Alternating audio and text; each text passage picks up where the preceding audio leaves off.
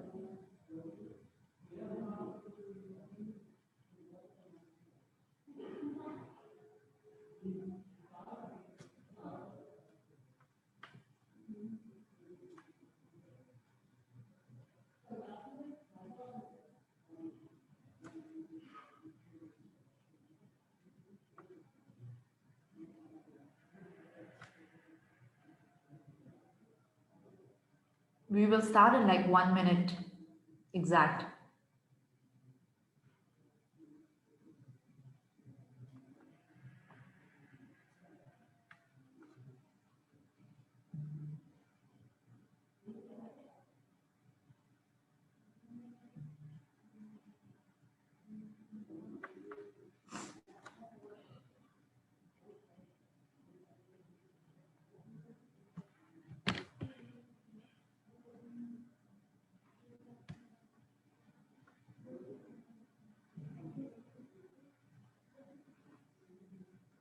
So I think we should start, sir.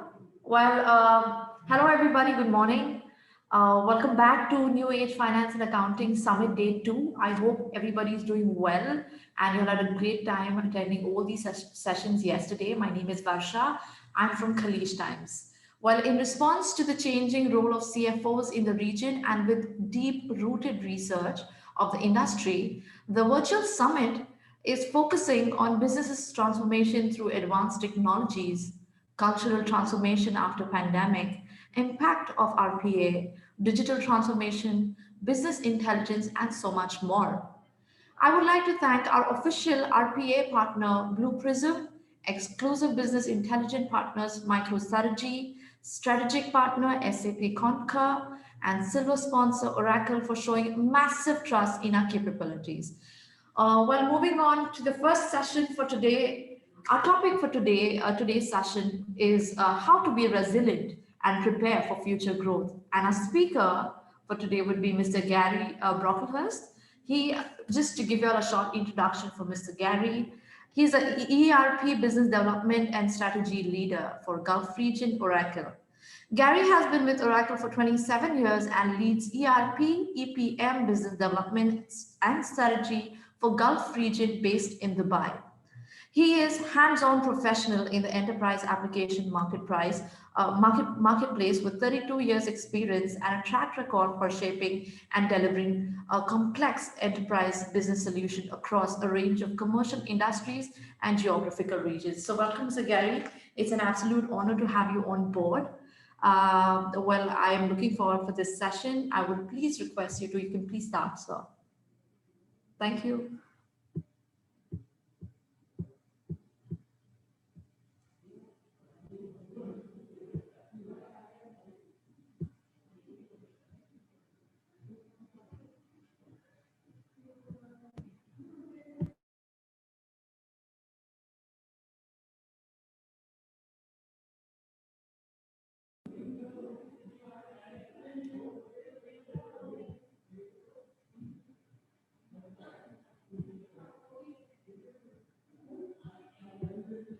Mr. Gary, I will just, you're on mute. Apologies. Yeah. Yes. Okay, so I'll start again. So good morning, everybody. It's an honor to represent Oracle today, and I hope everyone is safe and well. So my name is Gary Brocklehurst, ERP and EPM strategy leader. Like many of you, I've been working from home for the last, well, since the beginning of March, so 5 to 6 months. And today I'm going to talk about resilient finance and operations, the new rules for innovation and growth. So let me just begin by just talking about some of the key takeaways for today.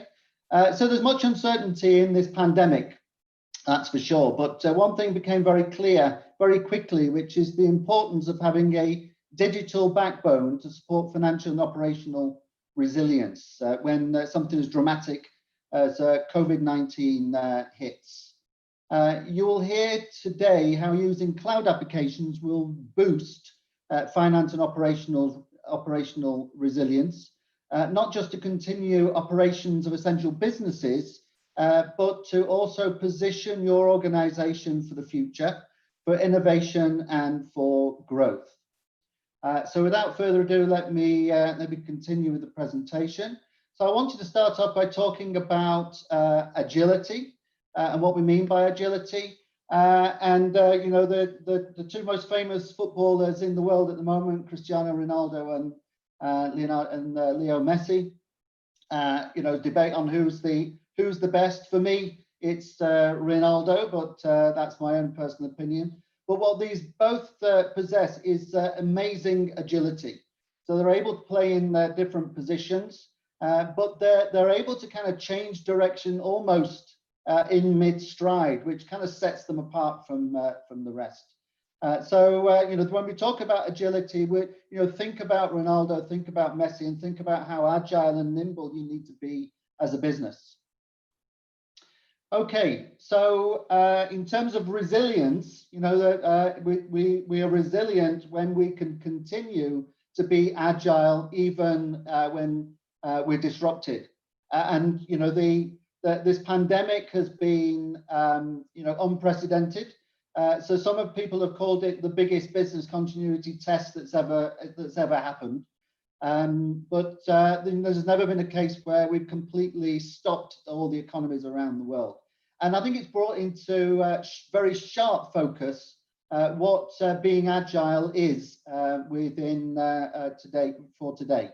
So things like the ability to be virtually connected, the ability to automatically close your financial period, being connected, have continuous forecasting, all of these things are now been brought into sharp focus as attributes an organization needs to be both agile and resilient. Okay, let's just look at a couple of examples. So the world has changed, but obviously the challenges remain constant. So here's 4 organizations, and including Oracle, that have continued operating during the pandemic. So Western Digital, which is probably has 50% of all device storage in the world, is on Western Digital. An essential business when we've had to rely so much on IT systems during this pandemic. Well, they went live with 8 manufacturing plants during the pandemic. So you know, the cloud allowed them to deliver according to their original plans, people working remotely. So they continue to deliver and enhance their supply chain and ability to deliver to the marketplace. So Blue Shield of California, they are a health insurance provider. So again, you know, they are on the cloud, and that's allowed them to, you know, to continue paying the hospitals, because all funding in the US for hospitals really comes from health insurance providers. So if that stopped, then the hospital stops. They've also introduced telemedicine, so a new service that they introduced as part of the pandemic. So they've been able to introduce new business models amidst all the disruption. FedEx is another one. So they've been able to use the cloud to continue operating their supply chains, and have been able to connect the world via vital supply chains by their transportation services. Well, it leads me back to Oracle, which obviously I am part of. So during the pandemic, we've ensured that all our 430,000 customers have continued operating during the pandemic. You know, this platform we're using right now, which is Zoom, saw an explosion of growth when everybody started to go home, and people's kitchens became their office, and kids' bedrooms became their classrooms. So you know, to cope with that unprecedented growth, Zoom, who were already an Oracle customer, turned to Oracle and we were able in 6 hours to deliver 35,000 new processes online to support Zoom. So these are just some examples where resilience and agility come into play. Okay, so unlocking possibilities in certain times.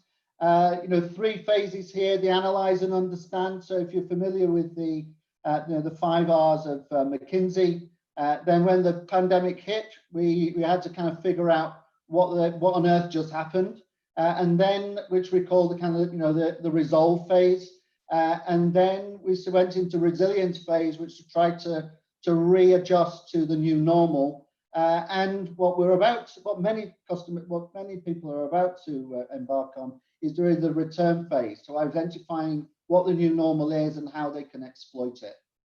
The stakes are really high because, as we know, in other cataclysmic swan events like the financial crash of 2008, when we analyze after that crash, the ones that were resilient turned out to be the winners. So the resilient organizations increased revenue post the financial crash by 30%, and operating costs reduced by 3x. So this is a McKinsey corporate performance analytics report. So very, very interesting to understand that the stakes are very high. How we react to this this pandemic is going to determine the future of many of the organizations we deal with. So, is your back office preventing you becoming agile and resilient? Do you feel like you're trying to unravel, a ball of string? Well, let me try and give you kind of 3 pointers that will kind of help you to kind of reposition your organization as being resilient finance and operations. So the first one is around building operational resilience. So it's really important now and going forward that we no longer really have fragmented systems within our organization.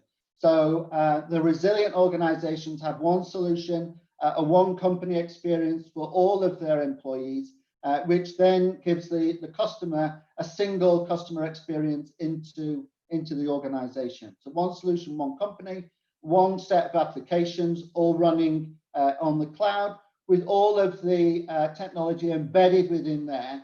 So you don't need to go and buy a separate AI solution, a separate analytics solution, a separate machine learning solution. So going forward, we need to work smarter. So we're gone with the days where we log into a system and search for something. Systems now need to come to us. They need to know who we are and need to tell us the data that's going to be important for us to make decisions. So let's just talk about how we can revolutionize the processes. So the average, if you look at benchmarks, the average close period for an organization is around about 4.6 days. So if we're going to move to a continuous close, automated close, this process you see on the left, we have to radically change. So the aim is to get us down not from 4.6 days to 3.6 days, but 4.6 days to 4.6 hours, 4.6 minutes. And the way in which we're going to do that is we're going to leverage artificial intelligence and machine learning to do all of the reconciliation behind the scenes for us. So we just manage exceptions. So if we're going to revolutionize finance and operations, we need to rip up the old way of doing things. So intelligent process needs to be intelligent, it needs to be embedded.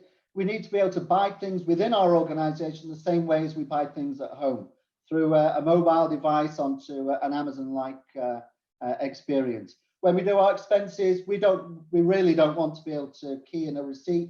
We want to take a picture receipt and get the system to enter all the information for us. So when we talk about agility, we're really talking about planning. Agility begins with planning. But it begins by planning across the organization.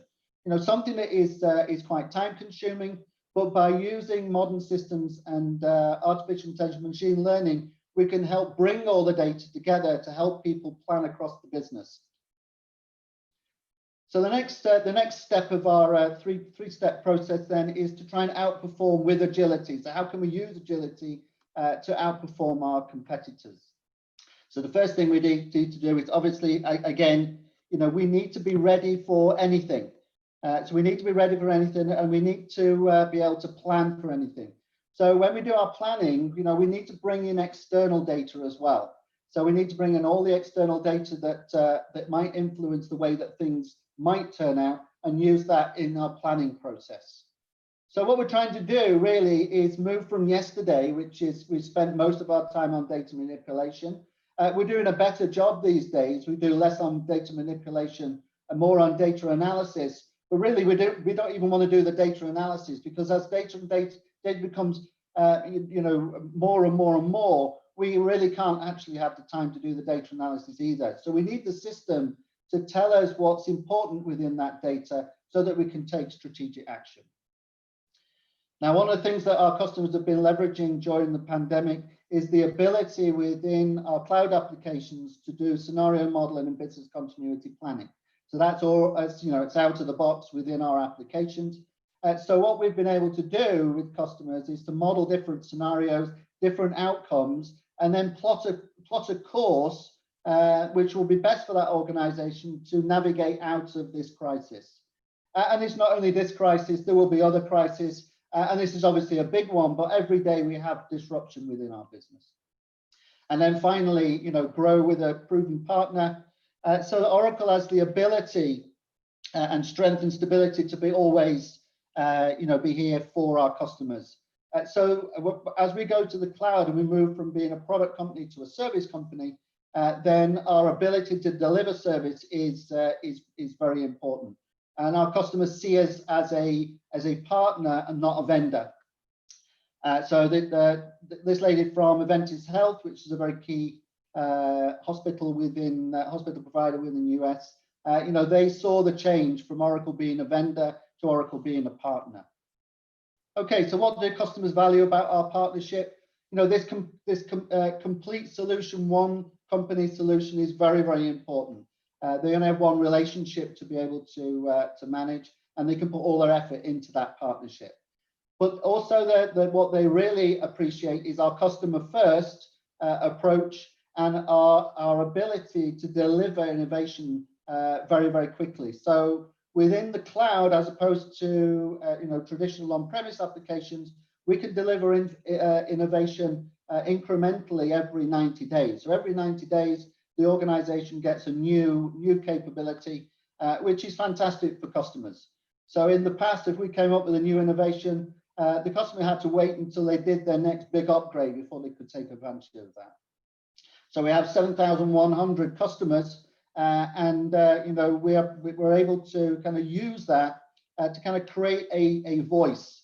So here's just a sample of the 7,100 plus customers we have on our cloud applications. We have many more on our other applications, but on our cloud applications, more than 7,000 customers. When you reach out to your Oracle salesperson, we can talk about the customers that are relevant for your industry and for this region.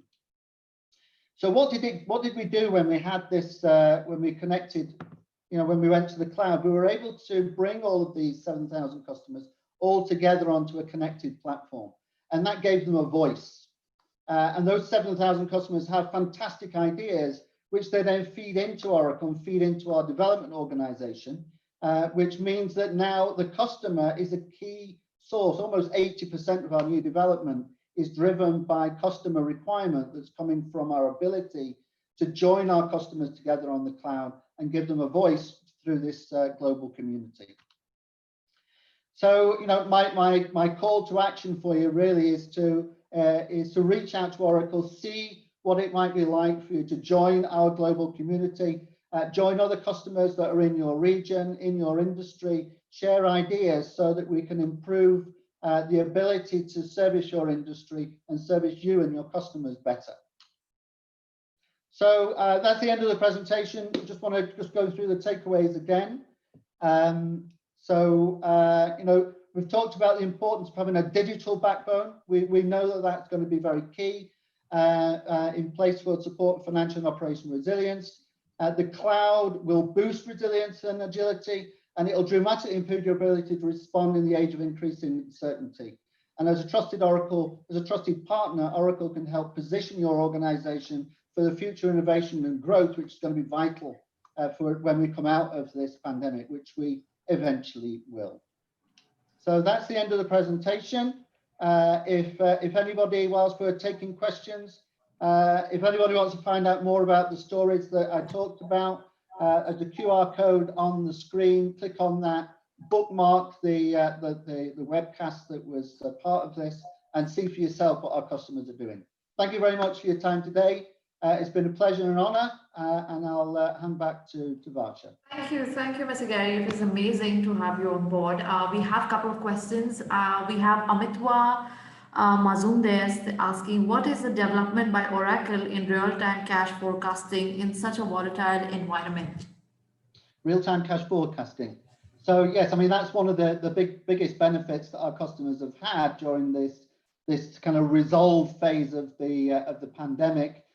Because it was all about having to preserve cash, find out where the cash was, and see how much cash you had in place to be able to see how you could navigate out of this crisis. So within the financial applications, obviously, cash forecasting is a big part of that process.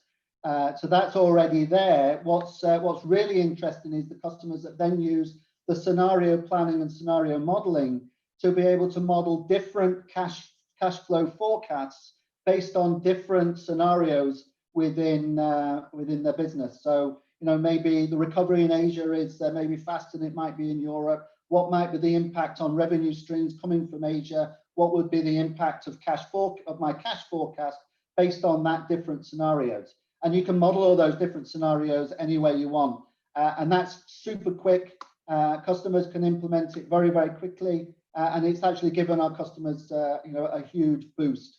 In fact, for customers that didn't have that capability, we gave it them for free for 12 months. Any other questions? Let me. Yes, there's one more question. We have Mr. Mitesh Jisani asking, how can the one system work where the current system is sufficient in areas? Is insufficient or sufficient? Sufficient. Well, I think it's a question of comparison, and it's a question of where the system will be in 5 years' time, 10 years' time. So you need to kind of push the boundaries of what is acceptable, because every customer needs to start to kind of disrupt within and challenge the way in which they work now. And then they will find that actually the systems that they have are not sufficient. So they're sufficient for the current operating models that they might have, but those operating models may well not be fit for purpose for the new normal.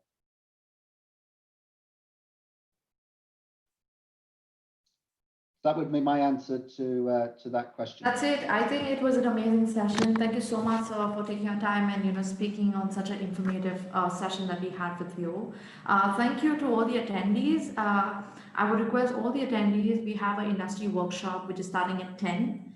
The session will be starting in the next. I think it's already started. So I would request all the attendees to please attend the workshop. It's the first workshop. And thank you so much, sir. It was an honor to have you on board. Thank you. No problem. No problem. And click on the QR code and take a look at the webcast. Yes. Okay. Thank you very much, everybody. Stay safe and stay well. Bye-bye. Take care. Bye-bye.